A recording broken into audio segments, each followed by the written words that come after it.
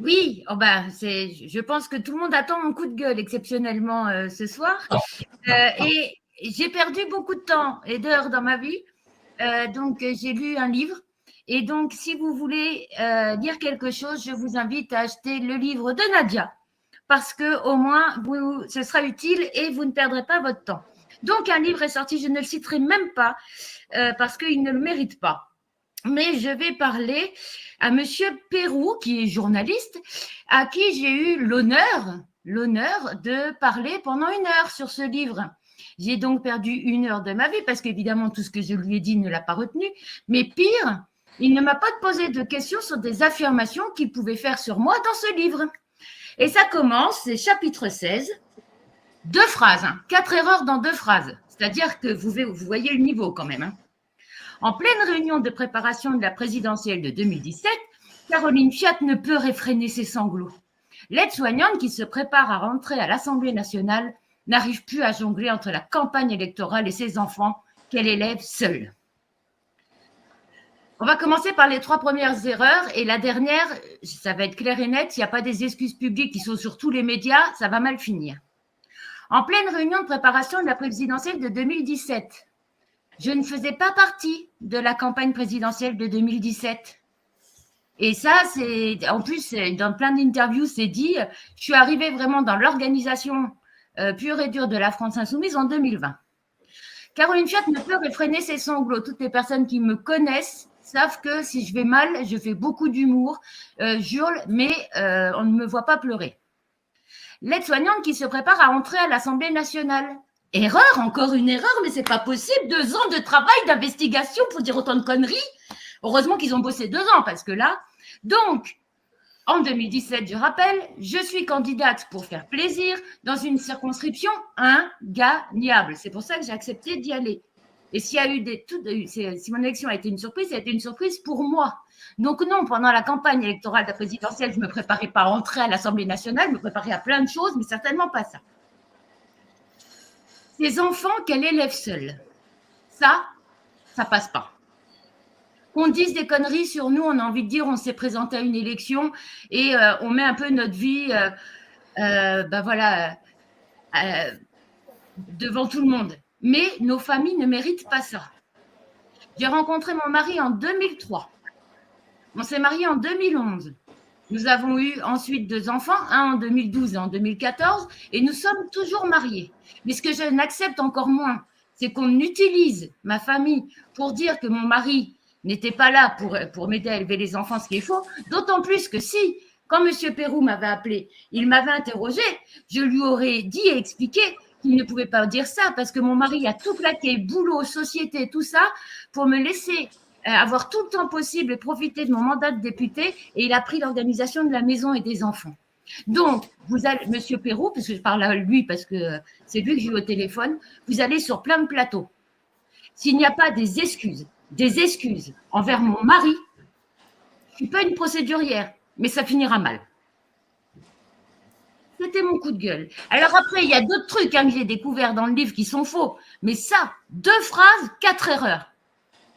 Et ils osent dire, dans l'avant-propos, on se doute que ça ne va pas plaire. Bah oui, je te le dis, Mimi, il insulte mon mari. Oui, évidemment, ça ne va pas me plaire, non. Putain. 2 phrases, 4 erreurs. 2 phrases, 4 erreurs. Et il m'a eu 1 heure au téléphone. Imagine s'il m'avait eu qu'une demi-heure. Mais 1 heure quand même. Et après, là, je ne sais pas si on peut en parler tout de suite parce que j'ai relevé d'autres trucs. C'est quand même... Vas-y. Alors... Parce que moi, j'avais découvert le mépris à l'Assemblée nationale. Mais tu as désormais aussi le mépris du journaliste. Plus ce livre nous a semblé nécessaire, plus les relations se sont tendues. Sollicité pour nous répondre à nos questions, Jean-Luc Mélenchon n'a pas donné suite. Ses lieutenants l'ont imité, enterré dans le même silence choisi. À une exception près notable, seul Manuel Bompard, le coordinateur en chef du mouvement, a accepté de nous parler. Je suis co-responsable des événements de la France insoumise. Alors, je sais que j'ai lamentablement perdu les élections législatives, mais je reste quand même élue conseillère départementale et je reste dans l'organigramme. D'où il peut écrire que personne n'a voulu répondre hormis Bompard. Et moi, je suis quoi? Je suis rien? une fois de plus, enfin, c'est quand même, mais c'est intelligent.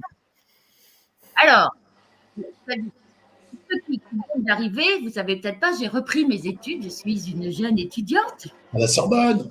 Ah oui, Panthéon-la Sorbonne. Et donc, on m'a appris quelque chose pour écrire mon mémoire, c'est de faire attention et d'être très vigilant sur nos écrits. Genre, si tu écris « j'adore la choucroute », n'écris pas à la fin « je n'aime pas le chou », parce qu'il n'y a rien de cohérent. Alors, je ne vais pas tous vous les faire, mais le livre en est rempli. Non, mais franchement, 2 ans de boulot, moi, pour faire un mémoire, j'ai même pas 10 mois, quoi. Eux, ils ont eu 2 ans d'enquête et d'investigation pour écrire des conneries.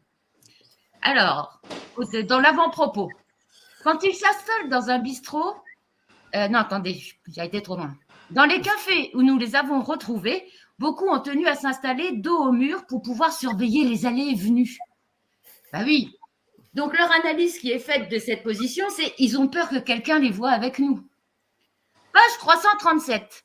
Quand ils s'installent dans un bistrot, il ne s'assied jamais dos à la rue. Jean-Luc Mélenchon a toujours en tête le destin funeste de Jean Jaurès. Y aurait-il un rapport? Peut-être on nous apprendrait pour notre sécurité d'être toujours dos au mur. Je dis ça, je dis rien. Hein. Peut-être qu'on n'est pas effrayé par ces journalistes qui, en plus 2 ans d'investigation, mais j'en ai des meilleurs. Encore? Ah, attends, mais il y en a du très lourd quand même. Hein. Vas-y. Longtemps, les petites mains ont accepté de militer sans moyens, partageant parfois leur chambre à plusieurs dans de modestes hôtels. Il y a toute une partie, donc il n'y a pas de sous, il n'y a pas de sous, il n'y a pas de sous. Dernière phrase. Donc on ne donne pas de sous aux militants, il n'y a pas de sous. Dernière phrase. En revanche, la France insoumise prend soin de couper le robinet d'argent au groupe d'action pris en flagrant délit de soutien aux candidatures des insoumis bannis par Mélenchon, car l'argent sert aussi à faire le ménage. Il faut savoir, il y a de l'argent ou il n'y en a pas. S'il n'y en a pas, on ne peut pas couper le robinet. C'est-à-dire que couper le robinet qui ne coule pas, c'est un peu con. Mais il y en a d'autres, oh là là. C'est pour ça que je suis énervée, parce que, et quand ils disent, bon, on ne comprend pas, ah oui. Ah non, ça c'est trop bon. Il faut que je retrouve la phrase. Bon, bref, ils expliquent que Jean-Luc... Mais pourquoi je ne retrouve pas la phrase? Bon, Jean-Luc Mélenchon n'admet jamais ses erreurs. Ils écrivent un truc comme ça. Tu vas quelques pages plus tard. À l'époque, déjà, il lui arrive de déverser sur ses proches la colère qui le bouleverse parfois. Il revenait 24 heures après en disant « T'avais raison ». Alors, il admet jamais ses torts ou 24 heures après, il vient dire « T'avais raison ». Non, mais il faut savoir, quoi. 2 ans d'investigation. Quand même. Non, mais heureusement qu'ils ont bossé pendant 2 ans, quoi. Et moi qui ai peur pour ma mémoire, parce que j'ai que 10 mois, bah ça va, je me dis que je ne serais pas pire qu'eux, quoi. C'est pas mal, je pourrais finir journaliste, sait-on jamais. Ah oui, voilà, c'est parce que ce livre, le chef lui-même n'admet jamais ses erreurs. Enfin, ce livre est rempli de conneries. Alors, moi, je ne sais pas si Jean-Luc nous regarde, je sais qu'on lui a envoyé le lien. Et je le remercie parce qu'il sait que ça a été l'un des premiers à envoyer un message à mon mari parce que c'est vraiment dégueulasse. Et Jean-Luc, c'est qui la dame que tu m'as présentée en étant ta sœur? En plus, on était beaucoup de monde hein, quand même. Donc, parce que dans le livre, ils écrivent. Oui. Tu as une sœur, bon, alors globalement, politiquement, sans méchanceté pour elle, on s'en fout que tu es une sœur, mais bon, soit, faut le dire. Que personne n'a jamais rencontrée. Donc, c'est qui la dame que tu nous as présentée? Non, mais je... Jean-Luc, à la fin des meetings, boit du vin blanc. Ben non, le vin blanc est arrivé avec mon arrivée dans les événements. Parce qu'à force de m'entendre lui dire j'aime pas le vin rouge, le vin blanc était instauré. C'était pas pour Jean-Luc Mélenchon, c'était pour moi. Et alors là, la médaille, mais c'était déjà à l'époque du Fayot d'or, revient à Alexis Corbière, qui réécrit l'histoire. Alors non, mais lui, sans vergogne, dans le livre sur l'histoire des Fayot d'or. Donc moi, je vais vous raconter la vraie histoire des Fayot d'or. On est dans les premières réunions de groupe à l'Assemblée nationale et je suis, mais vraiment, subjuguée par le niveau mais un niveau, j'avais jamais vu, de faillotage d'Alexis Corbière. Et donc, à un moment donné, dans une réunion, je dis non, mais je fais doucement, ça se voit trop. Enfin, là, le niveau Fayot, ça se voit trop. Donc là, Alexis, on voit, il n'est pas à l'aise. Jean-Luc, pour sauver un peu la mise et sauver un peu son copain, me répond: ah, t'es jalouse, tu saurais pas faire mieux. Oh, erreur de me dire ça. Pour tous ceux qui me connaissent, erreur. Moi, je suis pas capable de faire mieux. Attends, mais on va même instaurer un truc. C'est qu'on va créer les Fayot d'or. C'est-à-dire que dès qu'il y aura des compliments, tu donneras le Fayot d'or pour savoir si c'est lui ou moi, et tu verras, je gagnerai tout le temps. Preuve en est, c'est que j'ai tout le temps gagné. Que si effectivement, des fois, on réclamait le Fayot d'or, c'était juste pour se foutre d'Alexis, pour lui dire, tu vois, on est meilleur que toi, arrête en fait, tu sais pas faire. Et j'ai même eu un Fayot de platine. Donc, faut pas réécrire. T'as des gens qui sont encore là, qui lisent les livres et qui connaissent la vérité. Et on était 17 députés, les 17, il faut, on a... Bon, je suis pas sûre que dans les 17, tout le monde soit honnête. Pardon. Mais il y en a beaucoup qui vont aller dans mon sens et dire, mais oui, effectivement, c'est parce que je me moquais de lui tellement c'était énorme, quoi. Mais énorme. Moi, je me suis retrouvée dans des situations où j'arrivais devant Jean-Luc et je disais, c'est toi le plus beau, c'est toi le meilleur, les autres, c'est rien que des cons. Alors, ce n'est pas parce que je vénérais mon gourou, c'est parce que je me moquais de mon collègue Corbière qui est allé un peu trop fort quand même, quoi. Voilà, c'était un petit coup de gueule, quoi. Donc, achetez le livre de Nadia, au moins, ou alors pour les étudiants comme moi, c'est pas sympa de le lire. Parce que là, vous voyez tout ce qu'il ne faut pas faire. Hein. Ah, t'as fait un quart d'heure de Karcher, en fait. Mais non, t'as bien nettoyé dans les coins. T'as tout fait bien. J'avais dit que je le ferais avec humour. Non, mais ça va. Si, mais moi, oui, enfin, je faisais avec humour, mais je rigolais pas sur les excuses. Hein. Le prochain média où ils vont, je veux des excuses envers mon mari, en disant on a écrit de la merde, c'est faux ce qu'on a écrit. Pardon, monsieur Fiat. Ils le diront pas. Après, je ne sais pas s'il les acceptera. Ça, c'est leur problème. Bruno nous a écrit une chronique après sur le livre qu'on a bossé, et après Anne-Valérie a très bien réussi après Bruno. Moi, j'ai par rapport au bouquin, revenir sur le bouquin même, il y a des trucs dedans qui sont complètement ridicules, mais j'ai eu un coup de fil intéressant cette semaine d'un ami à moi qui m'a appelé, qui est commissaire de police. Parce que ce livre, il y a un mot qui a collé à ce livre, qui est le mot enquête. Et du coup, j'ai parlé avec lui, c'est lui qui m'a envoyé un message en me disant, écoute, j'ai vu que vous aviez débunké l'émission, je voudrais parler avec toi de ça. Bon. Il me dit, en fait, je vais t'expliquer ce que c'est qu'une enquête. Parce que ce livre est une enquête. Il me dit, une enquête, tu as un point problématique à régler. Ce que tu fais, c'est que d'abord, tu prends les informations. La première étape, c'est les informations. Donc, tu écoutes ce que les gens te disent, d'accord? Et donc, tous les gens qui ont un point de vue par rapport à un fait, délictuel ou criminel, tu les écoutes. Et ensuite, tu vas écouter tous les gens en face qui ont un point de vue contradictoire. Donc la personne incriminée ou les personnes concernées. À partir de là, tu commences à te dresser une image mentale de ce que pourrait être la réalité. Et que le seul moyen de l'agréer, ce sont des éléments factuels. Donc, tu vas chercher des éléments factuels qui te permettent de savoir quelle est la version d'un tel ou d'un tel qui te paraît la plus plausible. Et surtout, ce qu'il m'a expliqué, ce qu'il me dit, en plus, ensuite, tu le remets en contexte. C'est-à-dire que si tu as quelqu'un qui vient se plaindre que quelqu'un lui a mal parlé, suivant que ce soit un couple en train de divorcer, un enfant qui parle de sa prof, ou quelqu'un qui parle d'un officier de police, le contexte n'est pas le même. C'est-à-dire que le degré de mal parler ne veut pas dire la même chose entre un enfant et son prof et quelqu'un qui vient de se plaindre d'une relation avec un officier de police judiciaire, par exemple. Et donc, tu le remets en contexte en disant, tiens, comment ça se passe dans les contextes qui sont similaires. Donc, ce que n'a pas fait ce livre, c'est que déjà, ils ont eu une version, ils n'ont pas eu les contradictoires. Comme Caro l'a expliqué, Bompard était absolument brillant sur BFM en disant, il y a eu plein d'allégations qui me concernent, les journalistes m'ont appelé, ils ne m'en ont pas parlé. Bon.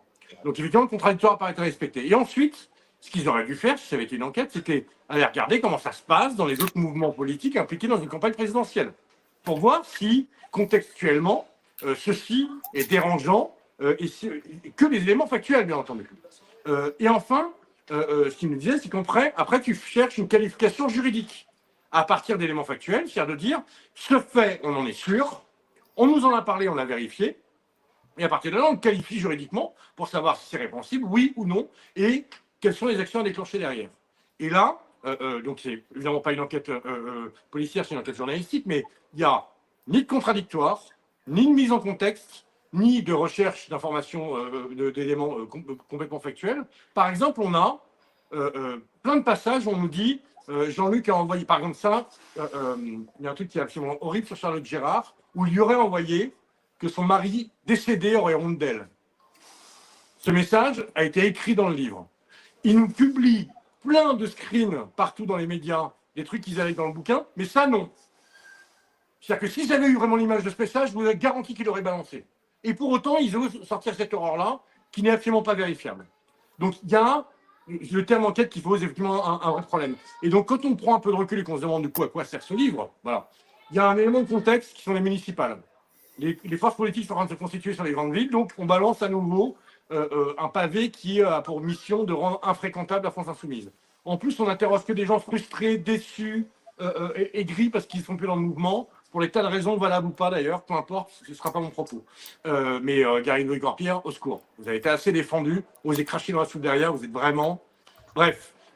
Et donc, il y a une espèce d'action de décrédibilisation dans le but d'instaurer une espèce d'ambiance, qui est une ambiance de « il faut un retour à l'ordre parce que la France insoumise, c'est pas très… » Donc, il y a un argument moral derrière ça, qui est assez ignoble, parce que tout est basé… Ce sont des accusations très graves qui ne sont basées que sur des ressentis et des frustrations. Donc c'est un pavé qui, effectivement, n'a strictement aucun intérêt à part qu'elle ait une étagère. Voilà, moi, ce que je voulais dire par rapport à ce livre. Et je crois que Bruno nous a construit un point de vue très argumenté. Et c'est la chronique de Bruno à propos de ce livre. Et je crois qu'on a un jingle. Ou pas.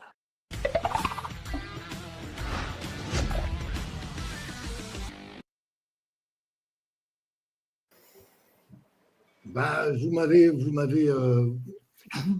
scotché en fait. Vous avez fait tout ce que je comptais faire, donc c'est pas ajouté. Donc si, non, mais tu avais dit que tu ferais sur l'analyse. Faites le Tipeee parce que il y a un troisième qui a donné, donc c'est vachement bien.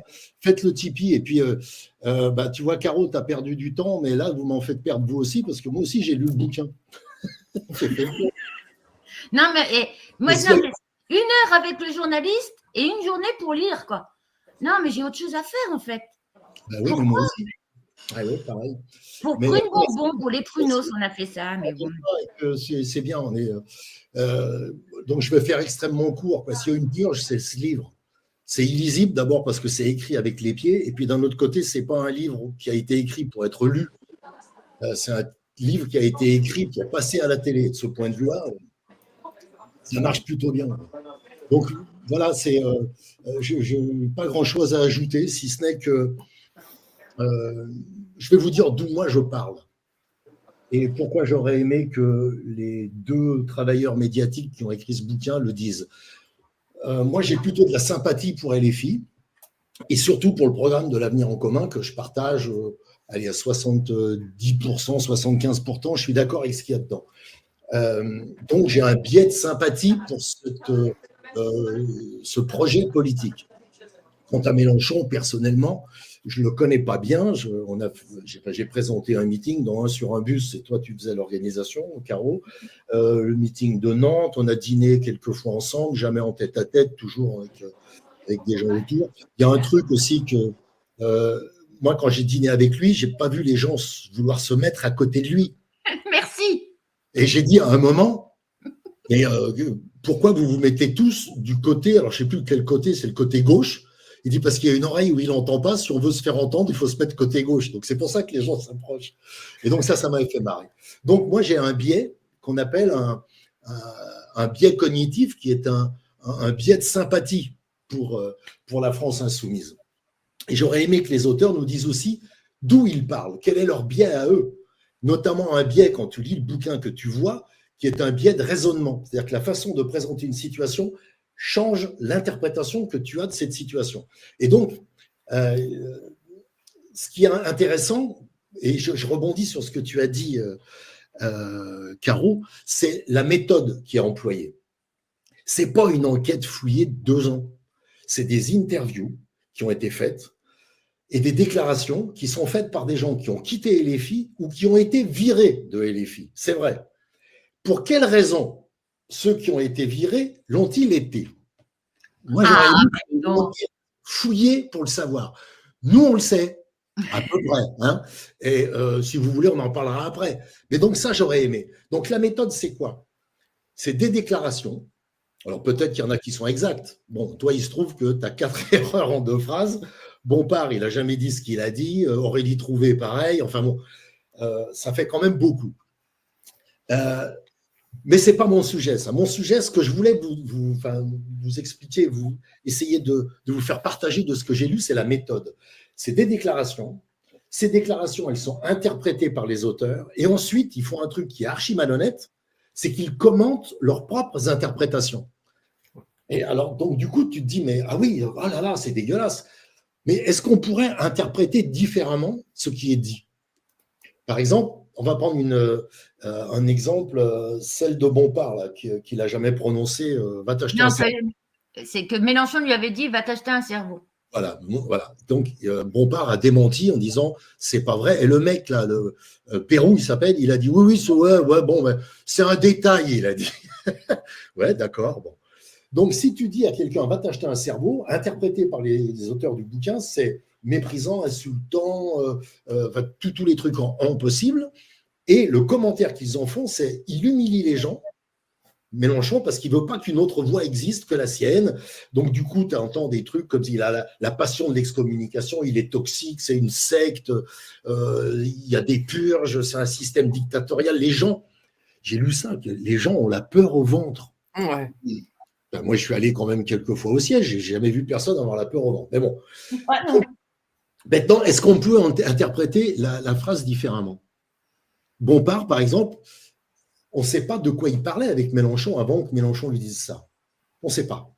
Donc, je vais faire comme les auteurs qui m'ont inventé. Bompard, il est de Firminy, c'est à côté de Saint-Étienne. Imagine qu'il parle de foot. Bompard lui dit cette année, Saint-Étienne ne va pas descendre en L2 et ils vont peut-être jouer l'Europe. Et l'autre, il le regarde et dit non, mais qu'est-ce que tu racontes quoi? Non, mais va t'acheter un cerveau, là, parce qu'il y a un problème. Donc, mon interprétation dans ces cas-là, c'est quand un ami dit une bêtise, Mélenchon le chambre gentiment. Tu vois, il le chambre. Et donc, quel commentaire je pourrais faire de ça? Une équipe soudée où règne la franchise et la camaraderie. Je pourrais dire ça. Est-ce que mon interprétation est plus mauvaise que la leur? Non. Tu vois? Donc, voilà, c'est ça qui me… Et tu l'as rappelé, Caro, une déclaration, ce n'est pas une preuve. Et les raisons pour lesquelles quelqu'un dit quelque chose, elles sont vraiment multiples. Donc, c'est un livre politique. Ce qu'ils ont fait, c'est un livre politique. La meute, on l'a vu. Là, ça fait une semaine. Il y a une meute. Elle est aux trousses de tous les insoumis jusqu'à l'abject absolu du président d'honneur, voir ce mot, de la LICRA, qui compare quand même Mélenchon à Goebbels. Et tous les insoumis à des nazis. C'est-à-dire qu'à un moment, faut vous calmer, les mecs, quoi. Tu vois, c'est dangereux de faire ça. C'est archi dangereux. Ce pays, il a glissé dans un truc dégueulasse, quoi. Donc, ma conclusion, c'est que ça ne sert à rien d'essayer de plaire aux chiens de garde, que le combat, il est complètement inégal entre les médias et la FI et nous, et que si on veut faire quelque chose, d'abord, je vais reciter les Guignols, éteignez votre téléviseur, reprenez une activité normale, et ensuite, abonnez-vous tant que vous pouvez à des médias indépendants, y compris des médias de droite. Parce que il ne faut pas regarder que nos copains. Tu vois, les médias de droite, c'est remuant quand on les regarde, mais c'est un petit peu vivifiant quand même, et c'est casse-couille. Alors, je ne sais pas ce que va devenir Prune Bourbon. Le Tipeee, donnez un petit peu. Moi, ce que j'ai vraiment envie de faire, et je dis ça à mes camarades, je jette ça, moi, j'aimerais qu'on en fasse un média, je ne sais pas sous quelle forme, et tant pis pour ma retraite. Voilà. Merci de m'avoir écouté. Mais tu termines sur une bonne note. Ben non, Tipeee. Bien sûr. Moi, je fais le Tipeee. Ouais. Pardon, vas-y, Anne. Non, vas-y. Non, mais c'est par rapport à ce que tu disais sur l'humour. Mais ça, on fera plus tard. Je ferai plus tard, je vous raconterai. Ok, alors j'y vais. Juste, j'ai regardé rapidos vos questions sur le chat. Donc, je les ai classées en trois trucs. Hein. Donc, c'est pour vous, les enfants. Le premier, c'est pour qui les journalistes ont-ils écrit et de qui ils sont proches. Et ça vient de Didi, pardon. Vas-y, Bruno. J'ai, pour Pérou en tout cas, amusez-vous à taper Pérou Mélenchon article. Je l'ai fait, il en a écrit dans les 2 ans, là, 30 ou 35, avec des titres Mélenchon veut tuer la NUPES, Mélenchon veut niquer le NFP, le Nouveau Front Populaire, dictateur, la secte mélenchoniste, tout ça. Le mec, on sent qu'il est un petit peu obsédé. C'est un combat politique. Et ça, on ne peut pas critiquer. Il a le droit. La politique, c'est un combat, les méthodes ne sont pas toujours estimables, les armes qu'on utilise ne sont pas estimables non plus, mais c'est un combat politique. Il a le droit de le faire, ce n'est pas condamnable en soi. Ce qui est condamnable, c'est de dire que c'est une enquête. Ça, ce n'est pas vrai. Je continue avec la deuxième. J'ai groupé les questions. Il y a des questions récurrentes sur les purgés et l'histoire de ce qui s'est passé avant et comment on en est arrivé là. A priori, il y a plusieurs personnes qui ne savent pas sur le chat comment ça s'est ordonné. Alors, on parle des purgés dans le livre ? Oui. D'accord.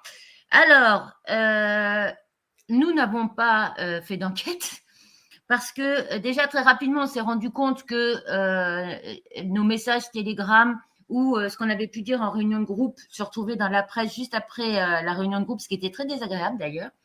Qu'est-ce que j'ai pu hurler, moi ? Ensuite, il y a eu un article qui expliquait que il y avait eu un truc dans un stade de Seine-Saint-Denis, il y avait eu les patates portugaises ou je ne sais plus quoi avec ELV. Donc, toutes les infos, nous, on les avait dans la presse, on n'a pas besoin de chercher. Hein. Et d'ailleurs, tiens, s'ils avaient lu les articles, peut-être qu'il y aurait eu 2-3 trucs vrais. Et donc là, on explique à ces personnes que si elles se sentent mal dans le groupe, elles peuvent partir. En fait, on n'a jamais fermé la porte. Mais non, parce qu'ils sont plus insoumis que nous, parce qu'ils savent mieux que nous, parce que nous, on ne sait pas, parce qu'à un moment donné, on vote sur un truc, on est trop con, on a mal voté. C'était que ça.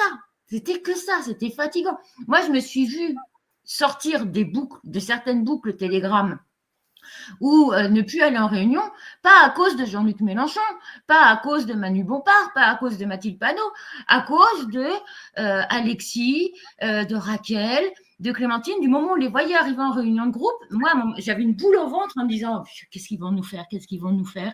Moi, j'ai un sujet important pour lequel je veux parler, parce que ce qu'il faut bien se dire, c'est que la réunion de groupe, elle dure 2 à 3 heures, et que tout le temps qu'on prend un manque de démocratie, on ne parle pas du problème des EHPAD, on ne parle pas des hôpitaux fermés, on ne parle pas de ceci, on ne parle pas de la loi, et ça devenait pénible. Quand il y a eu la dissolution, il y a eu des demandes aux militants sur le terrain concernés pour savoir s'ils étaient d'accord pour que leur candidat reparte.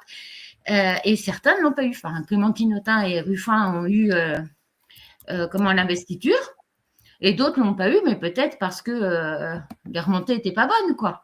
Mais donc, quand on entend parler que Ruffin et Clémentine Autain sont des purgés, non, ils ont eu l'investiture, ils sont partis tout seuls. Hein. Il y avait une question qui était mignonne pour Bruno directement qui dit « LFI descend de quel idéal pour toi ?» Révolutionnaire, je dirais. Non, c'est-à-dire que dans ma vie à moi, j'ai toujours essayé de chercher ce qui était pour le plus grand nombre le mieux. Voilà. Et visiblement, pour le plus grand nombre, ce qui est le mieux, c'est pas ce qui se passe en ce moment. Si j'étais milliardaire, probablement que je ne penserais pas comme ça, parce que c'est très bien pour les milliardaires. Donc, je regarde le champ. Je crois qu'il y a une solution qui s'est dessinée dans la tête des gens, c'est d'aller au Front National. C'est une grave erreur parce que dans leur programme, il n'y a rien qui va améliorer leur quotidien, en rien. Par contre, on va leur dire, là, tu as un arabe, tu vois, les femmes voilées, tout ça. Et on va parler de grand remplacement qui n'existe pas, c'est un fantasme. Et moi, je me dis, j'ai lu le programme de l'Avenir en commun et je trouve là-dedans tout un tas de choses qui m'intéressent, notamment la 6e République et une autre organisation économique, mais la 6e République principalement parce qu'on va prendre 1 an ou 2 en discutant avec des gens tirés au sort pour se refaire nation. Voilà, pour qu'on se choisisse tous ensemble en se déclarant constituant une constitution qui convienne à tout le monde. Il y aura des votes en pagaille, on va s'engueuler, ça va pas marcher tout de suite. Peut-être que les gens parlent de 6e République, en fait, ce qui va en sortir, c'est la 12e République, on ne sait pas. Il va y avoir des essais, ça va foirer, mais à la fin de tout ça, on aura fait quelque chose. Voilà pourquoi j'aime et je soutiens LFI. Allez, on continue. Et avec une question que je me suis posée en lisant ce passage très précisément. Et je ne sais pas si quelqu'un, accessoirement, vous avez le petit truc là pour le Tipeee qui apparaît à l'écran en même temps. Donc, une question que je me suis posée, c'est à un moment, ils disent très clairement qu'ils ont eu accès au dossier judiciaire du financement des campagnes électorales. Dossier qui n'est pas encore instruit, machin. Et en fait, il y a une personne qui a posé la question, comment c'est possible? Je dis, voilà. Ah bah tu sais, on est à peine auditionné que tout était raconté le lendemain dans la presse. Là, pour le coup, les dossiers judiciaires, normalement, tu peux pas les voir. Après, c'est vrai qu'ils l'écrivent comme ça, mais franchement, tout est sorti. Puis personne ne sait jamais qui c'est qui a envoyé. Hein. Mais t'as pas le temps d'être auditionné ou d'avoir un truc. Limite, des fois, tu étais au courant par la presse de ce que tu as dit en audition, alors que ton audition n'a pas encore eu lieu. Bon. Il faudrait vérifier un truc, c'est depuis que les purgés ont été purgés, ils ont juste été virés, c'est pas une purge. Est-ce que les fuites de tous les boucles et toutes les réunions de LFI, toutes les fuites ont cessé ou pas? Là, franchement, il y en avait beaucoup, beaucoup moins. Il y en a eu une cette semaine pour Quotidien. Mais franchement, moi, par rapport à l'époque où j'y étais, où tous les mercredis, c'est-à-dire que la réunion de groupe, c'était le mardi, où tous les mercredis, on pouvait lire ce qui s'était dit, en plus des formés, évidemment, en réunion de groupe, il y a beaucoup moins. Mais après, il y a encore quelques… Enfin, voilà. Mais non, c'est même flagrant comme il y a moins. Mais parce que j'ai retrouvé un truc par rapport au livre, dans une énormité. Ah oui, non, mais encore, je ne les ai pas toutes relevées, parce que toutes les pages, il m'aurait fallu 4 heures. Écoutez bien, au lendemain des européennes de 2024, alors que l'accord du nouveau Front populaire est en train d'être scellé, Mélenchon réunit une fois encore les élus insoumis à l'Assemblée Salle-Lamartine. Alors, comment vous dire, au lendemain des européennes 2024, bon, ils ne sont que journalistes, ils ne sont pas forcément au courant d'actualité. Qu'est-ce qu'il y a eu? Mais dis pas donc, il n'y a pas eu une dissolution? Mais je crois bien. Et donc, qui dit dissolution, dit qu'on ne peut plus rentrer à l'Assemblée nationale, on n'est plus député.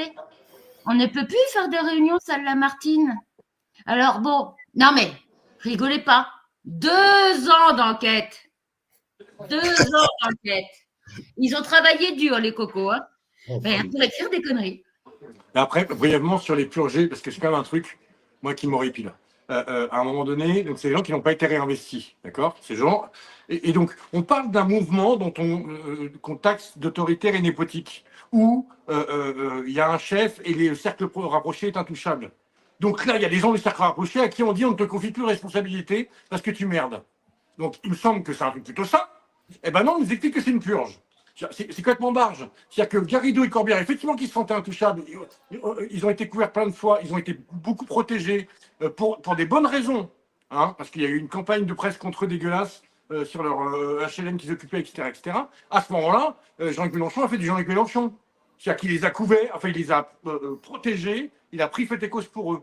Et puis, en fait, oui, ils se sentaient intouchables. Et à un moment donné, on dit à ces gens-là, en fait, c'est quoi, t'es en train de merder? Parce que tu fais à peu près n'importe quoi, tu nous gonfles, tu crées plein de problèmes partout, donc tu ne seras pas réinvesti. Et donc, on va laisser une génération montante, plus jeune, reprendre les responsabilités au sein des mouvements. Putain, il me semble que c'est ça. Mais sauf que pour eux, ils ont été purgés parce qu'en fait, ils ne supportaient pas de ne pas être intouchables. Garrido ne supportait pas de ne pas être à la télé. Donc voilà pourquoi elle s'est barrée, pourquoi elle estime avoir été purgée. Sauf qu'ils avaient déjà pris contact avec Olivier le grand milliardaire, ils avaient déjà leur mouvement en tête pour essayer de planter Jean-Luc Mélenchon. Donc non, en fait, c'est qu'une fois que tout ça a été découvert, on leur a dit, bon écoute, tu veux faire ton aventure tout seul, fais-le.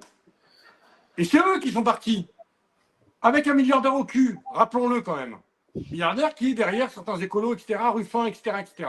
Donc, à un moment donné, il faut arrêter d'utiliser ce terme purgé. C'est comme d'utiliser le terme réfugié pour des gens, en fait, enfin, il faut utiliser le terme réfugié parce que les gens sont juste en train de fuir une situation stressante. Là, c'est pareil, c'est pas des purgés. C'est des gens qui sont conscrits à un calendrier personnel. On leur a dit, écoute, très bien, prends tes responsabilités. Ils se sont barrés, point barre.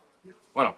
Donc, et la suite a donné raison, au contraire, au mouvement, de leur avoir dit, ben non, tu ne seras pas réinvesti. Parce que tu ne joues pas collectif, et le commun, tu t'en fous. Tout ce qui t'intéresse, c'est d'être dans une émission de télé qui s'appelle Les Traîtres, bouffonne.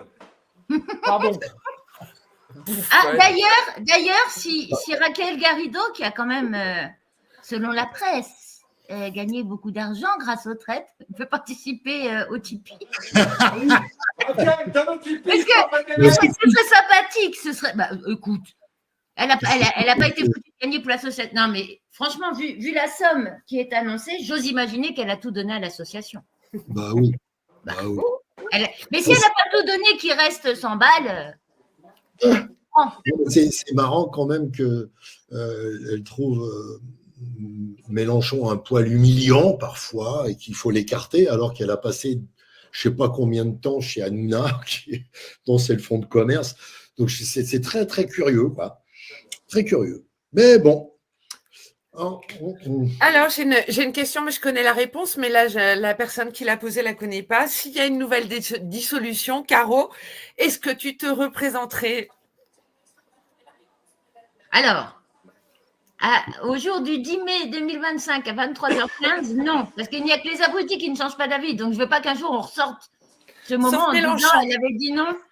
Mais là, non. Mais bah, voilà, en fait, c'est ça. Les journalistes, ils vont sur les plateaux en disant Jean-Luc Mélenchon est violent. Bah, déjà, montre-moi un geste de violence de Mélenchon, parce que.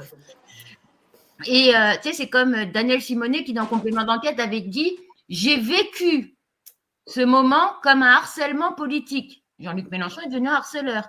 Tu sais, c'est comme si moi, je disais j'ai dîné avec Bruno Gassio, j'ai vécu ce moment comme un moment très érotique. Ah bah, Caroline Fiat a couché avec Gassio. Ah bah, attends, je te le dis, c'est comme ça qu'ils font le résumé. Donc, non, mais, et donc, c'est la politique. La politique est un monde trop violent. J'ai donné 7 ans de ma vie. La preuve en est, c'est qu'aujourd'hui, on invisibilise mon mari qui a tout donné pendant 7 ans pour que moi, je puisse m'éclater en tant que députée. Voilà. Donc, et puis elle commence à devenir vieille et puis elle doit préparer Prune Bourbon. Ça prend du temps. Exactement. Sans déconner, on en fait un média de ce truc ou pas? Ah oui, non, mais tu sais, moi, j'ai un mémoire à écrire. Hein. On va en parler après. Et moi, je dis pas non, mais il va falloir à un moment donné faire en sorte que je sois diplômée. Franchement, je vais faire journaliste. Bah, on va tout faire pour ça, quoi. Ouais. J'ai une dernière réaction. C'est sûr, alors il y a eu plusieurs questions là-dessus. À votre avis, quel sera l'effet du livre sur les gens lambda? C'est-à-dire qu'il y a eu beaucoup de gens qui étaient d'accord pour dire que ça allait resserrer les rangs au sein de la France insoumise, mais par contre, pour le mec de la rue, à votre avis, ça va être pris comment? Alors moi, je vais vous dire quelque chose. Ce matin, je suis allée voir mon dernier jouer au foot. Il a perdu les 2 matchs. Il n'est pas prêt de jouer à la SNL, le gosse. Mais bon, bref. Et donc, des parents me trouvaient très énervée. Et puis, je les regarde, je dis, bah oui, bah évidemment, je suis avec le con de livre, là. Et là, ils me regardent tous en quel livre? Puis je leur dis, bah, c'est pas le titre. Ah ben en fait, personne, mais on était beaucoup. Globalement, personne ne savait. Alors qu'ils sont un peu politisés depuis qu'ils savent que la maman des gosses, c'était la députée. Mais personne n'en a entendu parler. Moi, mes parents qui suivent toute l'actualité n'en ont pas entendu parler. Le seul moment où ils en ont entendu parler, c'est parce que j'étais énervée. Donc, ma pauvre mère, elle a pris la première vague, elle. Et quand je lui dis, tu te rends compte, ils ont écrit ça? Ça a même fait bugger ma mère, ma maman d'amour, qui m'a dit, mais tu étais mariée, non, en 2017? Mais parce que oui, c'est un journaliste qui l'écrit. Même ma mère, elle a bugué. Je lui dis, bah oui, t'es con ou quoi? Il n'est pas divorcé entre temps. Ben, Non, mais Salut, à demain. voilà. Oh. Ludo, micro.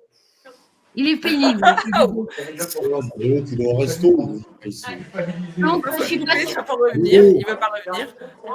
Ce livre ne sera lu que par des gens qui ont déjà des positions bien établies. Donc, si ils nous aiment pas et qu'ils ont décidé que Mélenchon était un problème, ça changera pas leur avis. Hein, c'est les personnes qui suivent pas qu'il faut aller voir, mais ils connaissent pas le livre. Non, mais c'est pas. Je crois qu'il y a beaucoup de gens qui regardent la télé qui ont entendu parler du livre parce que pour passer à côté, je crois que cette semaine. Moi, je ne vois pas la télé, je regarde pas la télé là, mais je regarde sur les réseaux.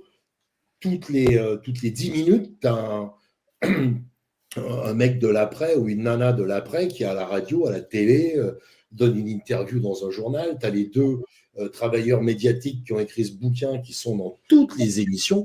Donc, la réaction des insoumis qui sont des porte-parole insoumis montre une chose aux gens qui ne connaîtraient pas les insoumis, c'est qu'ils ne lâchent pas, qu'eux, ils travaillent et qu'ils font bloc et qu'ils avancent. Ce n'est pas une meute, c'est des gens qui font bloc, qui ont un programme, un projet politique au cours duquel ils tournent et qui vont aller pour les municipales, pour les législatives, pour les présidentielles, quel que soit le candidat, taper aux portes et faire le job. Il y a 107 000 personnes, je crois, qui, dans des groupes d'action partout en France, qui tous les jours travaillent. Ceux-là, ils ont les mains dans le cambouis, ils ont le bleu de chauffe et ils vont au charbon. Et c'est comme ça qu'on y arrive, quoi. Et la télé, c'est un bruit de fond. Et malheureusement, de temps en temps, le bruit de fond, il est quand même très prégnant parce que là, aujourd'hui, on est là-dedans, on parle de ça nous-mêmes. Ça nous fait marrer parce que il y a plein de choses qu'on connaît quand on lit le bouquin, on se dit mais ils se foutent de la gueule du monde, mais bon, les autres, les gens le connaissent pas. Par contre, ce qui est vrai, c'est que les travailleurs médiatiques qui font le bouquin savent que ce qu'ils racontent, c'est de la merde. Alors, il y a des longs passages sur l'historique du Front de gauche, de Mélenchon, 2005, 2008, quand il quitte le PS. Tout ça, c'est factuel, tout le monde le sait. Enfin, tous ceux qui s'intéressent le savaient déjà. Et après, ce sont des interprétations. Et ce que tu as en face, c'est une force de résistance qui montre aux gens que et les filles, ils lâcheront pas. Ils lâcheront jamais et ils travailleront. Et ça, c'est inestimable. Ceux qui ne savent pas, ils ne savent pas. Ceux qui ont déjà une opinion et qui vont voter pour d'autres, ils vont voter pour d'autres. Les 50% qui se sont abstenus aux européennes et toutes les abstentions qu'il y a eu là aux législatives, même s'il y en a moins que d'habitude, et aux présidentielles, c'est eux qu'il faut aller chercher. Ceux qui disent ça ne sert à rien de voter. Et ceux-là, il faut aller les chercher avec ça. Vous voyez, quand on nous tape dessus, nous, on est solidaires. Donc, on sera solidaires avec vous si on vous tape dessus. Bon, non, allez, non, c'est pas forcément, mais les vraies choses sur Jean-Luc Mélenchon. Ce qu'il faut savoir, c'est que Jean-Luc Mélenchon n'a pas la notion du second degré. Tout ce qui est dit, il le prend au premier degré. Et donc, le problème, c'est que, rappelez-vous, le premier mandat, il est assis à côté de moi tout le temps, le pauvre. Donc, il y avait quand même un truc positif, c'est que c'était son oreille sourde. Ah. Mais quand même, il entendait toutes mes conneries. Et le problème, c'est que il prend tout argent comptant et ça a valu des fous rires impressionnants. Donc voilà, pas de second degré avec Jean-Luc, parce que si vous dites quelque chose, c'est forcément que c'est vrai. Voilà, je suis en train de chercher des exemples, mais sinon, alors ça, c'est pas un défaut, mais non, mais est-ce qu'on pourrait parler de son sens de l'humour? Mais moi, il me semble que quand même Jean-Luc a quand même un sens de l'humour. Il sort des super blagues. Ah bon? Ah ouais. Ouais. Ah ouais. Je les raconterai pas parce que je m'en souviens pas, mais ouais, elles sont énormes. Moi, je me rappelle, mais la première blague qu'il m'a racontée, on était dans l'hémicycle et je te jure, je ne sais pas si j'étais filmée à ce moment-là, mais j'ai bugué. C'est Jean-Luc Mélenchon qui raconte des histoires drôles. Je me suis dit, peut-être changé, t'es passé dans la 6e dimension, il y a un problème. Donc là, il raconte des très, très, très bonnes vannes. Il a un grand sens de l'humour. Alors, un vrai défaut, un vrai, mais il m'en voudra pas parce que je lui ai déjà dit. Il pense qu'on est tous passionnés comme lui. Du moment où tu parles, il pense que. Donc moi, je vous la raconte parce que de toute manière, moi je n'ai plus honte de rien. Nous sommes dans l'hémicycle, Jean-Luc se rassoit donc à côté de moi, il me regarde, il me fait « Oh, regarde-moi ces incultes, ils n'ont même pas vu que j'avais cité Cicéron. » Moi, je le regarde en 3D. Je dis « Oui, Cicéron. » Il me fait « Bah, Cicéron. » Je sais pas. « Cicéron, Caroline. » Je ne sais pas. Puis là, il s'énerve, c'est « Cicéron. » Et là, je le regarde, je dis « Bah, c'est pas carré. » Parce que là, il fallu une réponse et j'en avais pas d'autre. Et en fait, mais c'était très gentil. Mais en fait, il s'est senti obligé de m'apprendre ce qui était Cicéron, 2h30. Comment vous dire mais je m'en carrais complètement de savoir qui c'était ce Cicéron. Mais j'ai eu toute l'histoire. Et voilà. Et Jean Jaurès, moi, c'est pareil, le jour-là, j'ai bugué, où Jean-Luc me dit, on va aller déposer une pierre, parce qu'on venait d'être élu pour l'assassinat de Jaurès, donc c'est fin juillet. Il me dit, tu connais l'histoire? Je dis, pas beaucoup, c'est avec moi au niveau histoire, je suis nulle, je sais qu'il est mort, c'est déjà pas mal. Et là, il me dit, mais non, mais tu sais, il était installé dans son café avec sa tarte aux fraises. Et en fait, là, moi, à ce moment-là, je n'existe plus. Parce que là, mon cerveau m'envoie une info, il était présent, c'est pas possible. Comment tu sais qu'il est en train de manger une tarte aux fraises? Donc là, je le regarde, je dis, mais genre une tarte aux fraises, des fraises sur une pâte brisée, où il y avait une crème pâtissière, de la chantilly, une boule de glace. Et il me regarde, il me dit, mais pourquoi ça t'intéresse? Je dis, mais je sais pas, tu es en train de me dire que Jean Jaurès mangeait de la tarte aux fraises. Et ça dure très longtemps. Donc, c'est très intéressant. Mais en fait, vous n'avez aucun moyen de vous en échapper. Jean-Luc, si tu nous regardes, mais je t'aime fort, hein. Mais non, les 2h30 de Cicéron, je m'en suis toujours pas remise, quoi. Tout ça à cause des macronistes qui n'avaient pas reconnu qu'il avait cité Cicéron, en plus. Moi, j'ai un gros défaut de Jean-Luc Mélenchon. Oui. Vraiment, attention, gros dos. Jean-Luc Mélenchon, le pire type, peut-être au monde, avec qui faire une fin de soirée. Je vous donne un exemple.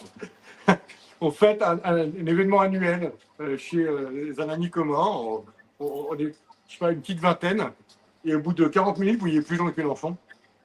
On est en train de se marrer, on chante, on fait les débiles, on boit des coups, etc.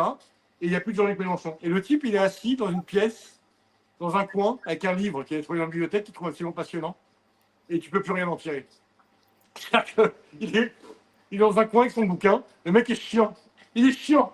Alors que tu te marres, tu as des blagues incroyables qu'on volait, ça passe au-dessus de la tête.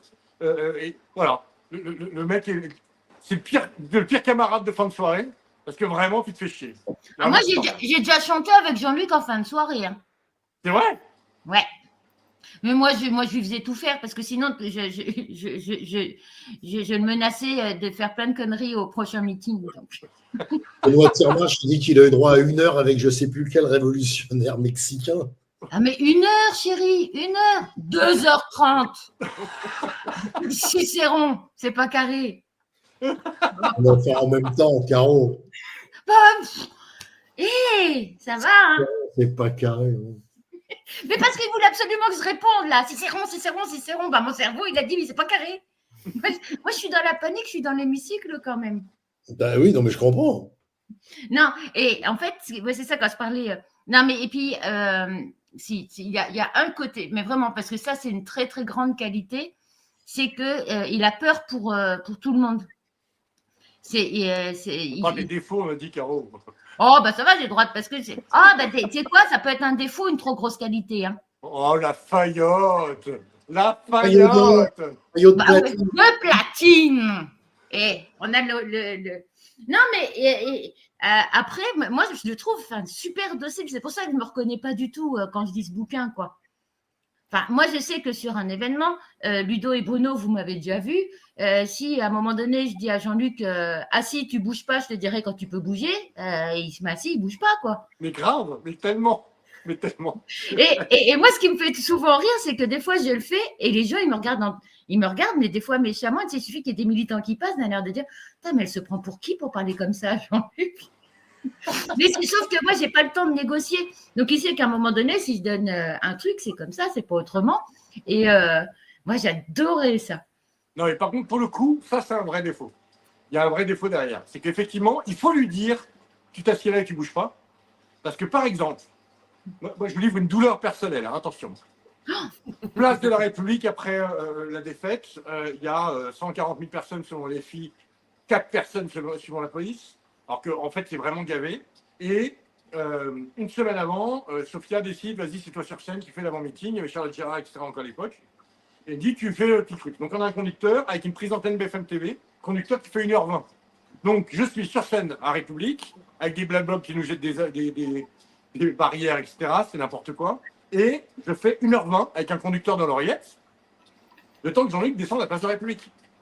Au bout d'1h20, j'ai Sophia Chikirou, en l'occurrence, qui me parle dans l'oreillette en disant il n'a même pas fait la moitié du trajet, il n'arrête pas de serrer des paluches et de faire des bisous au bébé. Donc, il va falloir continuer, et puis on risque d'avoir une prise d'antenne BFM TV. Donc moi, je suis là sur scène, j'ai mon oreillette, je ne peux pas parler, donc j'ai les mains... Oui, je suis... Bon. Et en fait, il n'y avait personne autour de lui pour dire non, stop, vas-y, il y a un conducteur, hein, qui est sacré après le Bourbon. Et du coup, il a mis exactement 2h32 pour faire ce qui devait durer 1h20. Et donc, c'est-à-dire que derrière, il y a un type qui a fait 1h12 avec plus rien à dire, sur scène devant 140 000 personnes, si vous regardez les films, mais vraiment, il y avait vraiment... Enfin, c'était gavé, tu te rappelles, Caro, c'était absolument pantagruélique. Et j'étais sur scène, je me suis mis à sauter dans tous les sens, à faire chanter les gens. Et heureusement qu'il y a une personne brillante qui, au bout d'un moment, écluse tous les sujets. Moi, je suis l'oreillette, je dis, bon, qu'est-ce que tu vois, j'essaie régulièrement de lui dire, j'enchaîne sur quoi? Et Sophia, qui nous regarde peut-être, et je t'aime pour ça, me dit dans l'oreillette, écoute, j'ai plus rien, si tu veux, tu peux montrer ta bite. Et du coup, ça m'a complètement désarçonné, ça m'a enlevé toute la pression d'un coup, et je me suis retrouvé vraiment, du coup, à jouer avec le public, à faire le débile avec tous les insoumis qui étaient là, en attendant que Jean-Luc, parce qu'il n'a pas été foutu de tenir le conducteur, parce que il y avait des gens passionnants sur le trajet qui voulaient parler, il a eu un mot pour chacun, il a eu le truc, et le mec, 1h12, je l'ai attendu sur scène. Et à la fin, je sens la pression qui monte, je me dis, putain, je fais un super boulot, je sens le truc, la salle échauffée, enfin, la place, pardon, échauffée à blanc. Je me dis, putain, je fais un truc incroyable, et je me retourne, il y avait Jean-Luc derrière. Qui venait monter l'escalier, j'avais pas été prévenu. Il dit, ah merde, c'est lui. Et je suis redescendu, vraiment, je me suis dit, 1h12. Parce que le type peut pas s'empêcher d'aller avoir un mot pour chacun, de voir. La scène qu'on a vue, on en a parlé ce soir d'ailleurs, où effectivement Jean-Luc sourit dans un défilé, et il y a une dame qui lui parle, il se met à avoir une tête pas possible, après même il pleure. Ben ouais, parce qu'en fait, il est capable de se concentrer instantanément sur un truc qui se passe à côté de lui, et de lui accorder 100% de son attention. C'est pour ça que cet enfoiré met 1h12 à redescendre l'avenue de la République, donc je suis de trop, c'est-à-dire 3h32 au lieu de 2h20, parce que oui, il est capable, dans une foule, instantanément d'avoir une émotion très forte, parce que quelqu'un l'a interpellé avec un truc dans la bonne oreille, parce que dans le bouquin, on peut le dire dans la meute, l'important, c'est pas d'être assis à côté de Jean-Luc, c'est d'être assis du bon côté. Bande de cons. Non, l'important quand tu rentres au resto avec Jean-Luc Mélenchon, c'est pas de savoir où tu vas t'asseoir, c'est de savoir ce que tu vas manger. Oui, c'est vrai. Ah oui, non, mais moi, je suis désolée, mais je me suis jamais posé la question. Bah, en plus, moi, je voulais. Bah, c'est peut-être parce que moi, j'étais déjà assise à côté dans l'hémicycle, hein, je sais pas. Moi, généralement, c'est parce que il aime pas trop nos défauts, donc c'est sûr que si je sortais trop souvent fumer, je me faisais engueuler. Donc, plus j'étais loin, mieux c'était. Mais dans les vrais défauts de Jean-Luc, des fois, pour vouloir mettre en avant des camarades, il se rend pas compte et il donne nos surnoms. Où il dit des trucs improbables. Et moi, je me souviens, une année aux Amphis, il y a un journaliste qui l'arrête, il lui pose des questions. Et moi, je lui fais mes gros yeux, d'un air de dire bon. Et là, il arrête le journaliste en pleine question. Et c'est passé en direct. Excusez-moi, il y a ma générale qui va me tomber dessus, il faut que j'avance. Et le journaliste fait votre générale, il fait bah oui. Et là, il dit Machoute, Caroline, enfin la vice-présidente de l'Assemblée. Et je suis passée pour la plus sévère. Et là, du coup, le journaliste, il me tend le micro. Je dis, bah non, s'il est déjà en retard, je ne vais pas répondre. Et on est parti. Mais ouais, il y a des moments comme ça où tous les surnoms étaient donnés. Parce que par gentillesse, il dit, ah bah oui, mon... Et puis là, tu as le surnom qui sort. Et là, tu nous vois tous en PLS si on est dans le public en train de dire, mais non, non, non. Non, mais voilà. Mais après, voilà, il y a plein d'histoires. Enfin, moi, voilà, la violence en politique, je l'ai connue dans l'hémicycle et tout ça, mais avec Jean-Luc, on s'est déjà engueulé. Ça, je peux le dire. Enfin, mais en fait, on est deux Méditerranéens. Donc, c'est-à-dire, moi, je lui dis, je pars en claquant la porte en lui disant, t'es con, j'ai raison. Lui, il doit me répondre un truc du style, non, c'est moi qui ai raison. Et puis, 6 mois plus tard, on se rappelle, on se fait une bouffe, des gros câlins, et puis on ne sait même plus pourquoi on s'est engueulé. Et puis quand, en plus, j'avais souvent raison. Jean-Luc, si tu nous regardes. Non, ça c'est défaut, hein, ça c'est relou. Il venait, bah si, parce que, bah attends, si, parce qu'il me tenait tête alors que j'avais raison. Non, mais il est quand même relou. Un de ses gros défauts, c'est qu'il a raison avant tout le monde. C'est un peu chiant quand même. Tu vois? Non, des fois, il a eu tort. Et moi, j'avais raison avant tout le monde. Il voulait pas dire. Et après, du coup, quand c'est arrivé, j'avais le faillot d'or parce que j'arrivais, je disais, Jean-Luc, qui c'est qui avait encore raison et qui ne le fera pas remarquer devant tout le monde? Non, mais voilà. Mais après, bon, c'est un être humain.